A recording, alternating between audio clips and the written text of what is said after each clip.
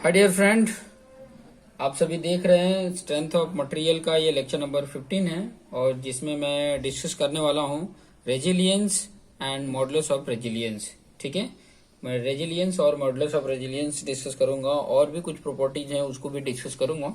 तो चलिए स्टार्ट करते हैं कि रेजिलियंस होता क्या है। ठीक है, तो रेजिलियंस को एक थ्योरेटिकल बेस पे अगर मैं बोलूँ, ठीक है, तो रेजिलियंस क्या है? Resilience is basically a property of material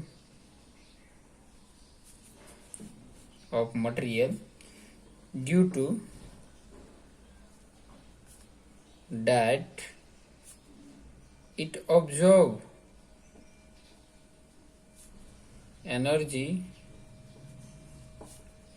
when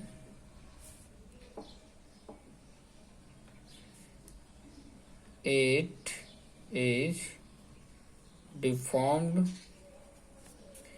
elastically।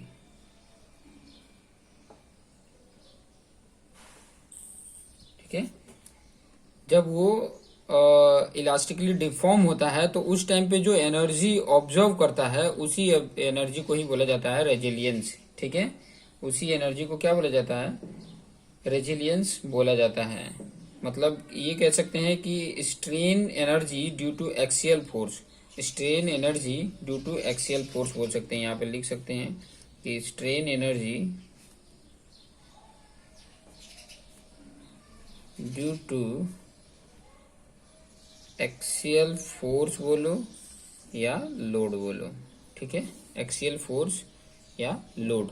ठीक है, जैसे कि मैं आपको पॉइंट बताऊं कि अगर कोई ऐसे मटेरियल है, ये मटेरियल है, ठीक है, ये मटेरियल यहाँ से फिक्स है और इसके ऊपर ये पी लोड अप्लाई करते हैं। पी लोड अप्लाई करते हैं तो कुछ इलोंगेट हो रहा है, स्ट्रेन जनरेट होगा।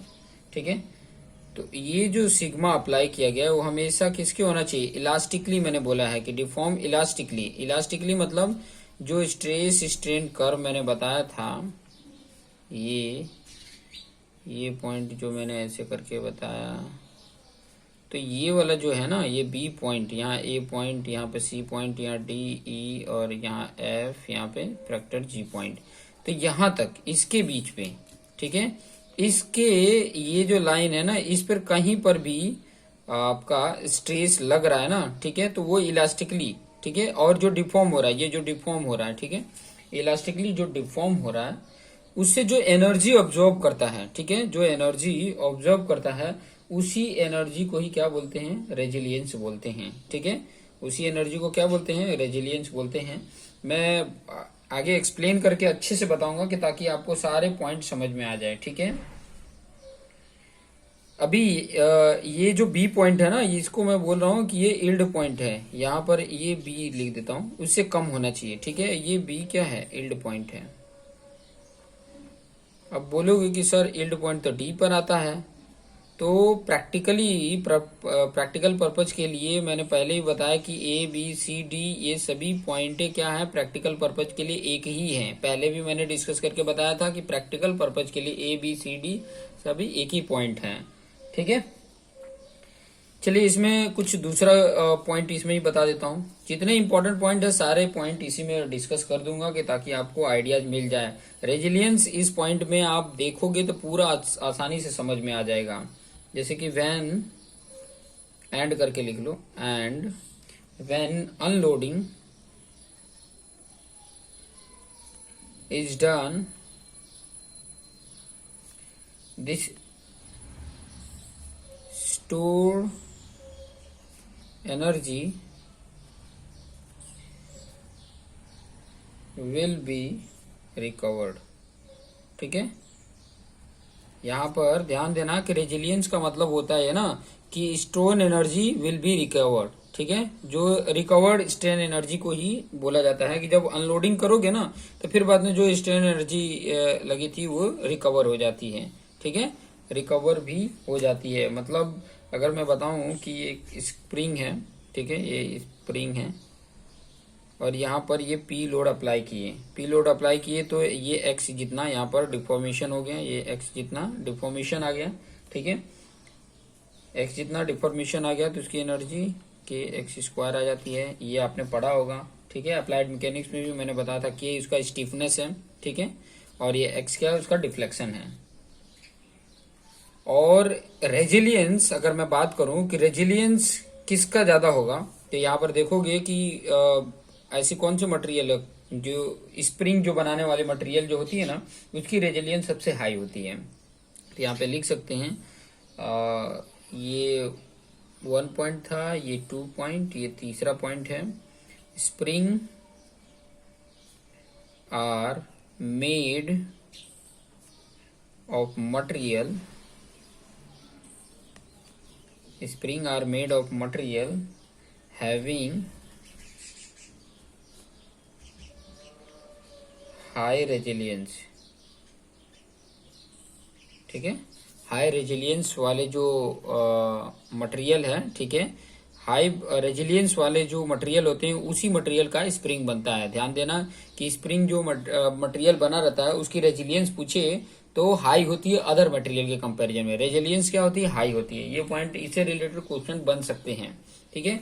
मैक्सिमम जितने क्वेश्चन बने हुए हैं वो सारे क्वेश्चन तो मैं डिस्कस करके बताऊंगा, लेकिन फिर भी एक एक पॉइंट को अपने दिमाग में बैठा लो कि जितने पॉइंट मैं बता रहा हूँ वो पॉइंटों को ध्यान में रखोगे तो आसानी से हर पॉइंट क्लियर होते जाएगा। अब यहाँ पे एक और पॉइंट मैं बता देता हूँ कि मॉडुलस ऑफ रेजिलियंस, जैसे मैंने बोला था वो पॉइंट के बारे में बता देता हूँ। ये चौथा पॉइंट क्या बोला है, द एरिया अंडर, ध्यान देना, the area under stress strain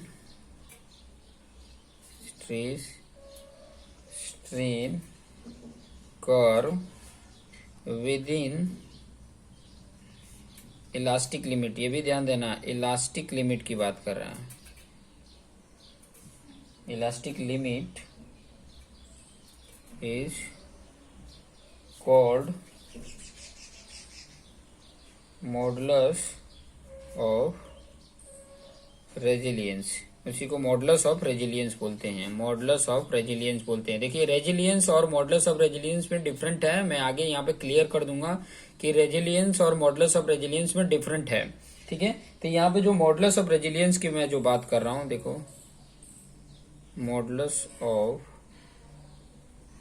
resilience की अगर मैं बात करूं यहाँ पर, तो ये क्या बता रहा है, ये कह रहा है कि जो आपने ये स्ट्रेस स्ट्रेन कर्व ड्रॉ किया है इस प्रकार से, ठीक है, ये इस प्रकार से, ठीक है, तो ये जो है ना, ये बी पॉइंट पे यहाँ पर आप देखोगे कि ये जो आप एरिया कवर कर रहा है, ये जो एरिया कवर कर रहा है, इसी एरिया को मॉडुलस ऑफ रेजिलियंस बोलेंगे। अभी इस एरिया की मैं बात करूं तो ये ट्राइंगल शेप में बन रहा है, तो ट्राइंगल का एरिया क्या होता है, हाफ इंटू बेस, बेस ये स्ट्रेन और ये स्ट्रेस, उसको सिग्मा, सिग्मा वाई भी बोलते हैं, इसको एफ वाई भी बोलते हैं, ध्यान देना। और ये क्या है, इल्ड है, इल्ड स्ट्रेस है, ध्यान देना, ठीक है। इल्ड स्ट्रेस क्यों है कि मैंने पहले बताया कि ए बी सी डी ये सारे पॉइंट प्रैक्टिकल पर्पज के लिए सेम ही बताए जाते हैं। तो यहाँ पे क्या आ गया, मॉडुलस ऑफ रेजिलियंस का। और सिग्मा की वैल्यू आपको ये भी पता है, यहीं पर मैं बता देता हूँ, सिग्मा की वैल्यू एक ये भी पता है आपको, सिग्मा इक्वल टू क्या होता है, एक ये होता है ई इंटू स्ट्रेन होता है, ठीक है। तो स्ट्रेन की जगह पे मैं क्या लिख सकता हूँ, यहाँ पे अगर स्ट्रेन की बात करूं तो ये इधर डिवाइड हो जाएगा sigma upon capital E, sigma को सिग्मा वाई भी रिप्रेजेंट कर सकते हैं। तो यहाँ पर आप देखोगे कि मॉडुलस ऑफ रेजिलियंस क्या है, यहाँ पर मॉडुलस ऑफ रेजिलियंस जो है, ठीक है, मॉडुलस ऑफ रेजिलियंस का फॉर्मूला क्या बन रहा है, हाफ इंटू, ध्यान देना, ये एप्सिलॉन इंटू ये सिग्मा वाई है। मैंने ये जो ये मल्टीप्लीकेशन है, एक्स मत समझ लेना, और इसकी जगह पे मैं ये लिख सकता हूँ half into sigma Y upon E into sigma Y. तो क्या फॉर्मूला बन जाता है, half sigma Y square upon E, बन गया। सिग्मा लिख सकते हो sigma Y square upon 2e, ठीक है। ये आपका मॉडुलस ऑफ रेजिलियंस आ जाता है, ठीक है। जहां पर ये कॉन्सेप्ट दिया हो मॉडुलस ऑफ रेजिलियंस को रिप्रेजेंट करता है, ये किसको रिप्रेजेंट करता है? मॉडुलस ऑफ रेजिलियंस को रिप्रेजेंट करता है। तो कॉन्सेप्ट समझ में आ गया होगा।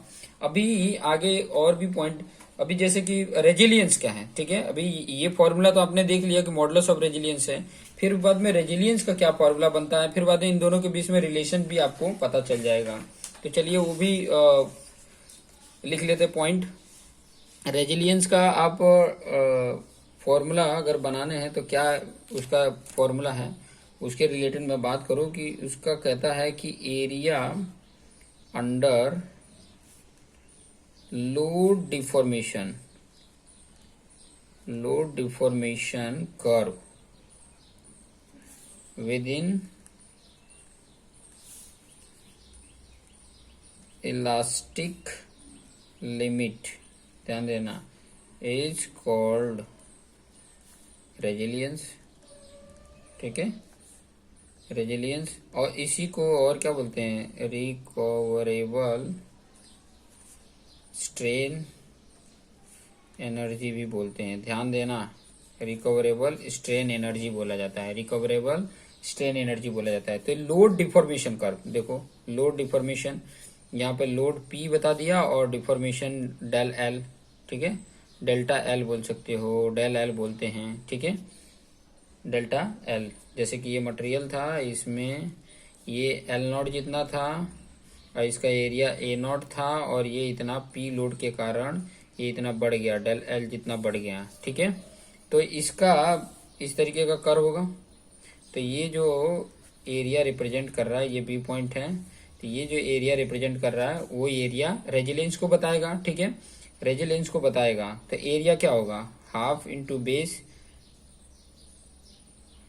P इंटू डेल L हो जाएगा, ठीक है। और डेल L का फॉर्मूला हुक्स लॉ में आप देखेंगे कि डेल L का फॉर्मूला ये भी होता है, PL अपॉन AE होता है, ठीक है। L यहाँ पे L0 और ये A0, ठीक है। तो डेल L की जगह पे मैं ये वैल्यू पुट कर सकता हूँ, यहाँ पर मैं लिख लूँ resilience equal to half into P into del L, और डेल L की जगह पे मैं क्या लिख सकता हूँ? PL0 upon A0 E, PL upon AE होता है, ठीक है, PL अपॉन AE होता है। अब यहाँ पर मैं 1/2 P स्क्वायर हो गया, L0 हो गया अपॉन A0 E हो गया, ठीक है, A0 E हो गया। अब यहाँ पर एक चीज और मैं आपको बता दूं यहाँ पर कि जो आपका A0 है, ठीक है, A0 जो है, A0 तो आपने लिखा ही है, ठीक है। अभी इसको अगर मुझे सिग्मा में कन्वर्ट करना है, ठीक है, ध्यान देना कि अगर इसको सिग्मा में मुझे कन्वर्ट करना है तो सिग्मा का फॉर्मूला क्या होता है, यहाँ पे मैं बता देता हूँ।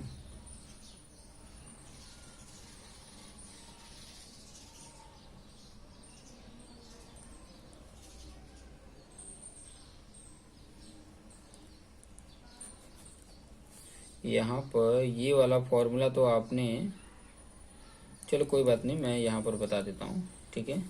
यहाँ पर मैं तुम्हें कॉन्सेप्ट बता देता हूँ कि जो सिग्मा होता है वो P अपॉन A भी होता है, ठीक है, P अपॉन A होता है, ठीक है।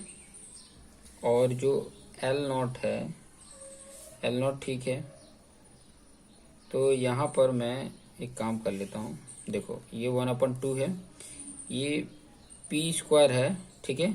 इसको A स्क्वायर अगर करना है, A0 स्क्वायर, तो एक A0 का मल्टीप्लिकेशन करना पड़ेगा, ठीक है। फिर ये L0 है ही है और यहाँ पर आपका ये आ जाएगा, ठीक है। तो वैल्यू यहाँ पर क्या हो गया? 1/2, ये P स्क्वायर अपन A जो है, ठीक है,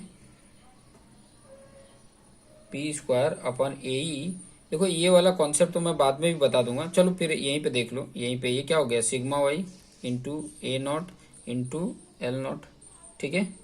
और ये E की वैल्यू भी आप यहाँ पे पुट कर सकते हो, E की वैल्यू यहाँ पे पुट करोगे। चलो मैं यहाँ पर थोड़ा सा हट के बता देता हूँ क्योंकि इससे रिलेशन भी आपको पता चल जाएगा, ठीक है। रेजिलियंस का फॉर्मूला यहीं पे आपको मिल जाता है, ये वाला जो फॉर्मूला बन रहा है ना, यही आपका रेजिलियंस का फॉर्मूला बन जाता है, P स्क्वायर। देखो ये P square L naught upon A E two A E, यहीं पे फॉर्मूला बन जाता है। लेकिन मैं रिलेशन की बात कर रहा हूँ। रेजिलियंस का ये आपका फॉर्मूला बन के आया था half into P into del L, ठीक है, half into P into del L. अभी यहाँ पे देखो कि अगर मैं डेल एल का फॉर्मूला लिखूं, पहले नंबर तो मैं अगर पी का फॉर्मूला लिखूं तो सिग्मा इक्वल टू क्या होता है, सिग्मा इक्वल टू अगर आप लिखोगे तो चलो यहाँ पे पहले डेल एल का फॉर्मूला क्या होगा, epsilon equal to del L upon L होता है, ठीक है, एल नॉट की तरह यूज कर सकते हो। तो डेल एल की जगह पे क्या लिख सकते हैं, एप्सिलॉन इंटू एल नॉट, ठीक है। और सिग्मा इक्वल टू पी अपन ए होता है, तो पी इक्वल टू क्या लिख सकते हैं, P equal to sigma into A naught, ये वाला। और यहाँ पे डेल एल इक्वल टू क्या लिख सकते हैं, एप्सिलॉन इंटू एल नॉट, ये वाला पॉइंट लिख सकते हैं इन दोनों की जगह पे। तो P इक्वल टू क्या लिख सकते हैं, सिग्मा इंटू ए नॉट, और डेल एल की जगह पे एप्सिलॉन इंटू एल नॉट, ये पॉइंट लिख सकते हैं। फिर उसके बाद से यहाँ पे देखो ये सिग्मा वाई और एप्सिलॉन, और यहाँ पे ए नॉट एल नॉट लिख लिया, ये एप्सिलॉन को इधर रख दिया। और ये वाला आप देखोगे तो ये फॉर्मूला क्या किसका बताता था, ये वाला जो फॉर्मूला है ये मॉडुलस ऑफ रेजिलियंस ही बताता था। ये किसका बताता था, modulus of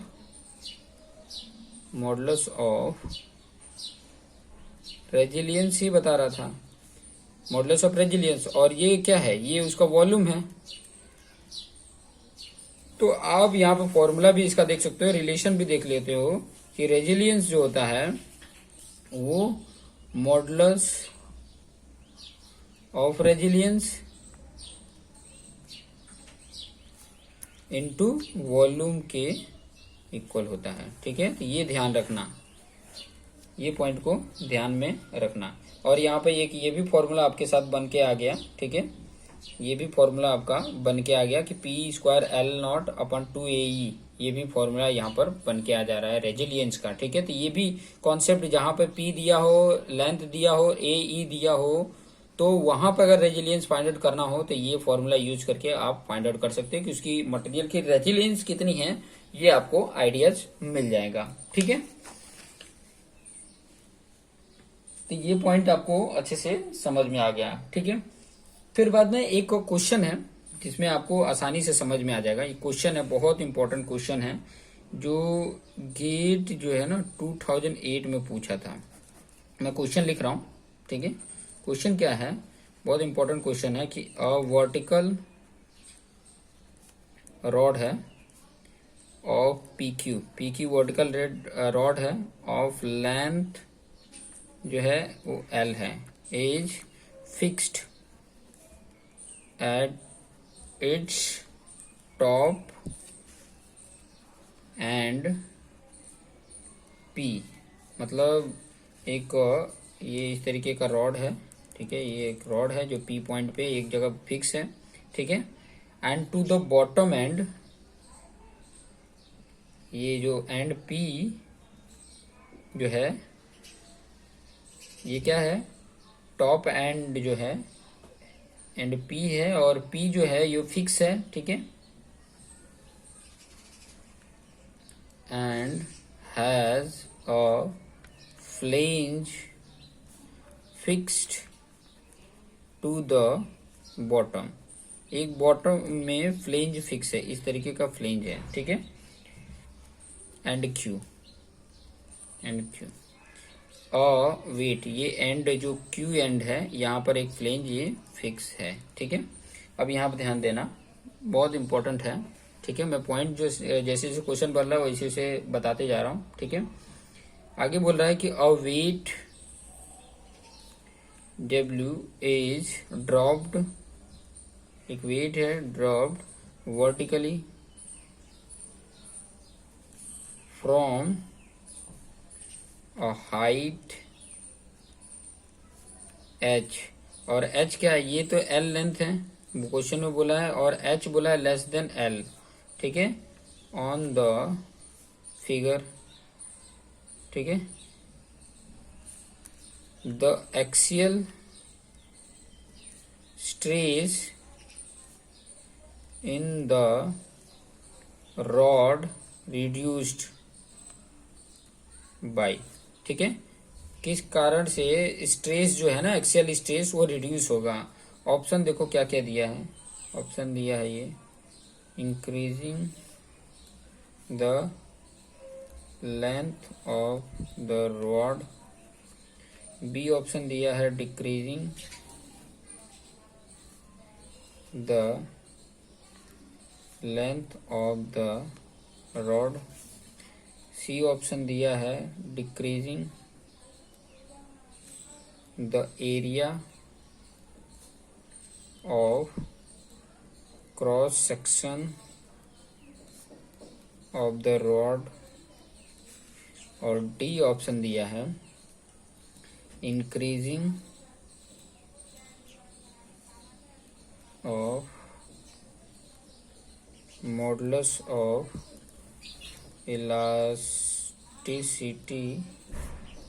of the material, ठीक है। अब ये क्वेश्चन पूछा है। अब यहाँ पे देखो, यहाँ पर अगर increasing the length of rod, मैं स्ट्रेस की अगर बात करूं, ध्यान देना, यहाँ पर जो पॉइंट ये बोल रहा है कि axial stress in the rod reduce by, तो अगर मैं इसकी स्ट्रेस की बात करूं, यहाँ पे एक्सियल स्ट्रेस किसके बराबर होगा, यहाँ पे जो एक्सियल स्ट्रेस होगा उससे रिलेटेड मैं बताऊं तो ये मान लो कि यहाँ पर ये डब्ल्यू जितना वेट पे यहाँ से लोड लग रहा है, तो इस टाइम पे इसकी जो स्टोर एनर्जी होगी वो पी एम जी एच जितनी होगी, ठीक है। और उसके बाद से कन्वर्ट क्या हो रहा है, जब ये गिराया जा रहा है तो कन्वर्ट क्या हो रहा है, काइनेटिक एनर्जी में कन्वर्ट हो रहा है।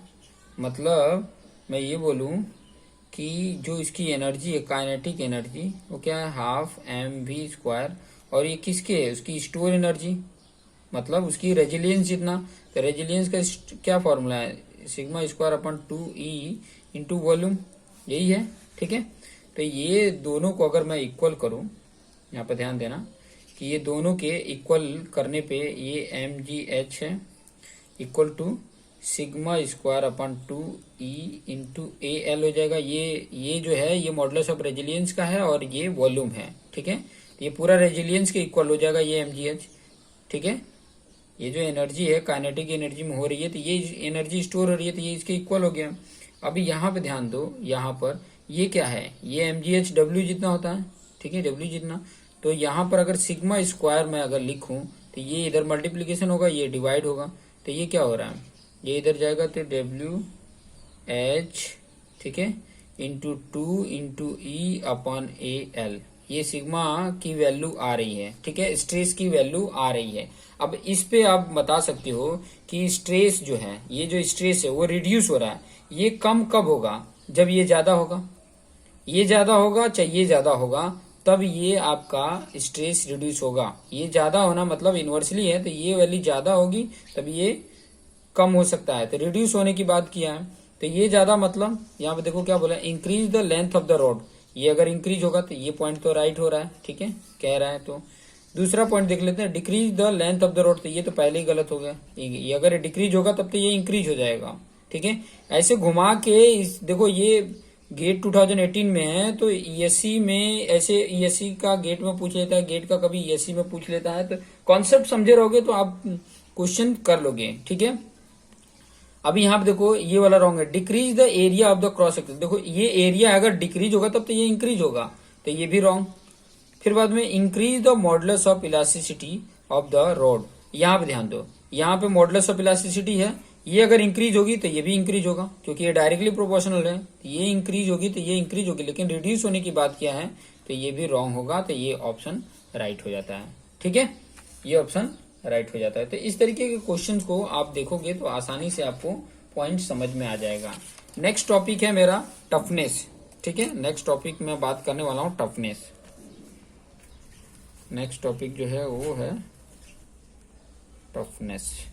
टफनेस क्या होता है, ठीक है, टफनेस है वो होता क्या है। तो टफनेस की अगर मैं बात करूं ना, तो ये मटेरियल की ऐसी प्रॉपर्टी है जो मटेरियल के ऊपर इम्पैक्ट जो लोड होता है उसको रेजिस्ट करता है, वो उसके अगेंस्ट में जो रेजिस्ट करता है उसी को बोला जाता है टफनेस, ठीक है। तो उससे रिलेटेड पॉइंट भी मैं यहाँ पर लिख देता हूं कि it is the property of material that provided resistance against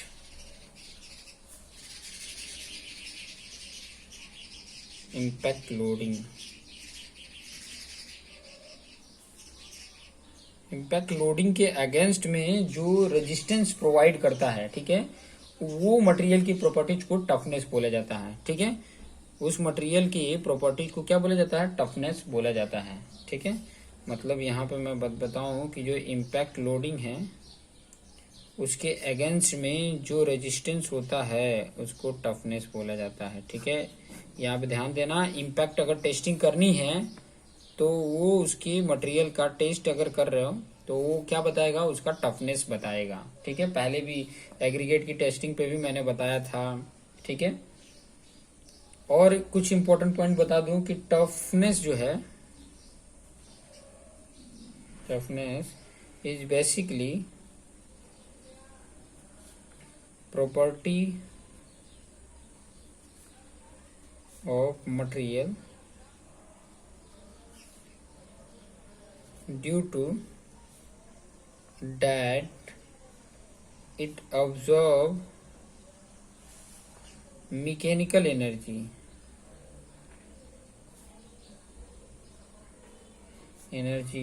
up to failure, उसको ही बोला जाता है। ठीक है, इसको ही बोला जाता है टफनेस। ठीक है, अभी इसमें भी मॉडुलस ऑफ टफनेस होता है, मॉडुलस ऑफ टफनेस होता है। तो वो क्या होता है वो मैं बता देता हूँ। Area under stress strain curve up to fracture. ठीक है, फ्रैक्चर तक, मतलब कौन सा एरिया टफनेस को बताएगा?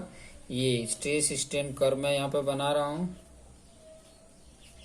और कैसा था ये? इस प्रकार का, ये इस प्रकार से बनता था, इस प्रकार बनता था। ठीक है, तो यहाँ से ये जितना एरिया कवर कर रहा है ना, ये एरिया जितना कवर कर रहा है, ये एरिया ही क्या बताता है? उसका मॉडुलस ऑफ टफनेस बताता है। ठीक है, मॉडुलस ऑफ टफनेस जो बताता है वो ये बताता है। तो मॉडुलस ऑफ टफनेस से रिलेटेड अगर मैं बात करूं, मॉडुलस ऑफ टफनेस से रिलेटेड अगर मैं बात करूं तो वो ये कहता है strain energy stored up to fatigue. ठीक है, फटीग वॉल्यूम। ठीक है, strain energy stored up to fatigue volume.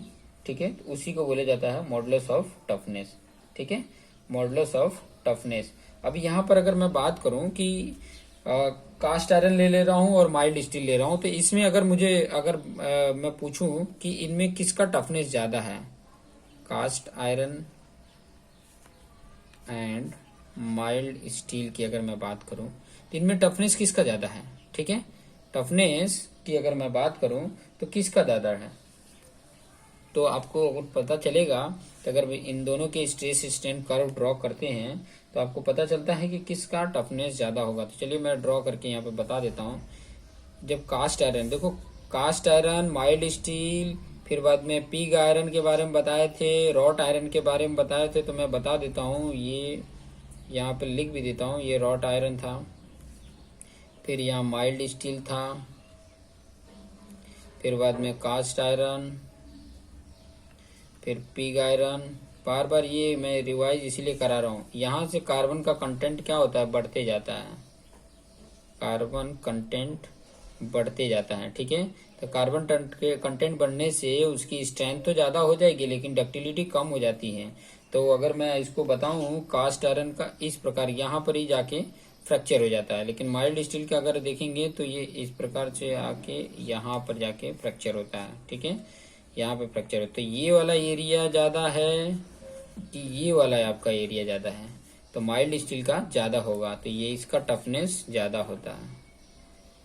Toughness क्या होता है? ज़्यादा होता है। तो पॉइंट समझ में आ गया होगा, आशा करता हूँ। ठीक है, ये पॉइंट ठीक है। चलिए नेक्स्ट पॉइंट बता देता हूँ, हार्डनेस।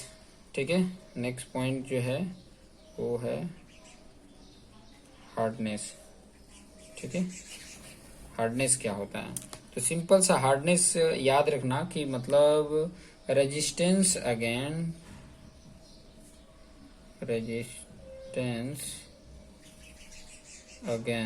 अब्रेजन। ठीक है,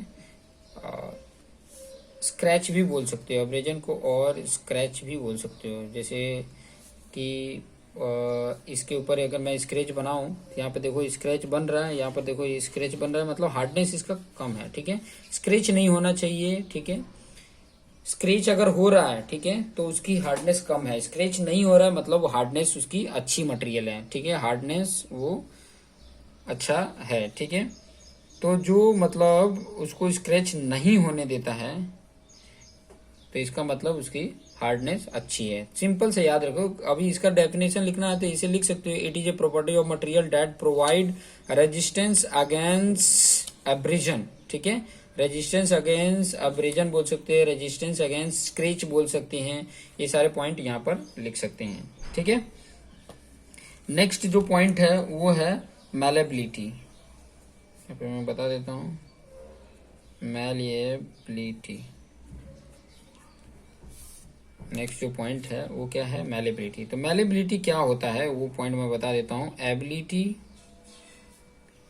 to be drawn out by tension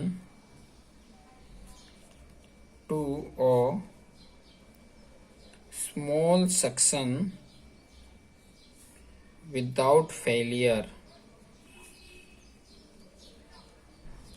ठीक है, ये क्या बोल रहा है कि एबिलिटी टू ड्रॉन। ठीक है, ये ऐसी प्रॉपर्टीज बताता है कि अगर उसके ऊपर टेंशन लोड अप्लाई किया जा रहा है तो इसकी एबिलिटी है कि वो ज्यादा से ज्यादा वो खींच के बड़ा हो सके। ठीक है, जैसे ये कोई रॉड लिए, ठीक है, इसमें टेंशन लोड अप्लाई किए और ये एकदम इस तरीके से बढ़ गया। ठीक है, इस तरीके से बढ़ गया, ये इस तरीके के बढ़ गया, इंक्रीज हो गया। ठीक है, तो ये बिना फेलियर जितना इंक्रीज हो जाता है, ये उसकी प्रॉपर्टीज बताता है कि मैलेबिलिटी प्रॉपर्टीज के कारण ये। ठीक है, तो ये पॉइंट को ध्यान रखना कि विदाउट फेलियर ये स्मॉल क्रॉस सेक्शन में कन्वर्ट हो जाता है। ठीक है, और ये एबिलिटी को ही बोला जाता है। अब उसके बाद और एक इम्पोर्टेंट पॉइंट है, वो है टेनासिटी के बारे में बता देता हूँ। यहीं पर बता देता हूँ, यहीं पर कि टेनासिटी क्या है। ये भी इम्पोर्टेंट पॉइंट है। नेक्स्ट प्रॉपर्टी जो अगले वीडियोज में मैं बताऊंगा। ठीक है, टेनासिटी है क्या? ये मैलेबिलिटी तो समझ में आ गया होगा। ठीक है, टेनासिटी क्या बोलता है कि it is the property of material which provide resistance to it against fracture under tensile load. ठीक है, टेनासिटी का मतलब यही हो जा रहा है। ठीक है, कि टेंसाइल लोड अगर उसके ऊपर अप्लाई करते हैं तो फ्रैक्चर होने के अगेंस्ट में जो रेजिस्टेंस प्रोवाइड करता है। फ्रैक्चर देखो यहाँ पे मैलेबिलिटी है ना, तो मैलेबिलिटी में क्या है कि ये जो इंक्रीज होता है। ठीक है, ये इंक्रीज होता है, मतलब इसको इंक्रीज करने की प्रॉपर्टी को मैलेबिलिटी बोलते हैं। और ये बोलता है कि उसके अगेंस्ट में फ्रैक्चर न होने के लिए, फ्रैक्चर न हो, ठीक है, तो वो जो प्रॉपर्टी शो करता है वो है टेनासिटी बोलते हैं। ठीक है, टेनासिटी बोलते हैं। और टेनासिटी मतलब टेंसाइल लोड। और ये क्या बताता है कि it is ultimate strength in tension. Ultimate strength show करता है, अल्टीमेट स्ट्रेंथ इन टेंशन। ठीक है, टेंशन में अल्टीमेट स्ट्रेंथ को शो करता है। ठीक है, ये इंडिकेट क्या कर देता है, ये टेंसाइल इसका टेंसाइल स्ट्रेंथ भी इंडिकेट करेगा। ठीक है, it indicate high tensile strength, ये उसको भी बता सकता है। ठीक है, जिसका टेंशन ज्यादा होगा उसकी टेनेसिटी क्या होगी, ज्यादा होगी। ठीक है, उसकी टेनेसिटी होगी, जितना ज्यादा मतलब टेंशन होगा वही उसकी टेनेसिटी बताएगी। ठीक है, तो ये पॉइंट था, ये पॉइंट को मैंने समझा दिया है। नेक्स्ट पॉइंट में मैं डक्टिलिटी और ब्रिटलनेस के बारे में बताऊंगा, विस्को इलास्टिक मटेरियल के बारे में बताऊंगा। ठीक है, होमोजेनियस मटेरियल क्या होता है, इससे रिलेटेड मैं पॉइंट नेक्स्ट वीडियो में बताऊंगा, तो आप देखते रहो।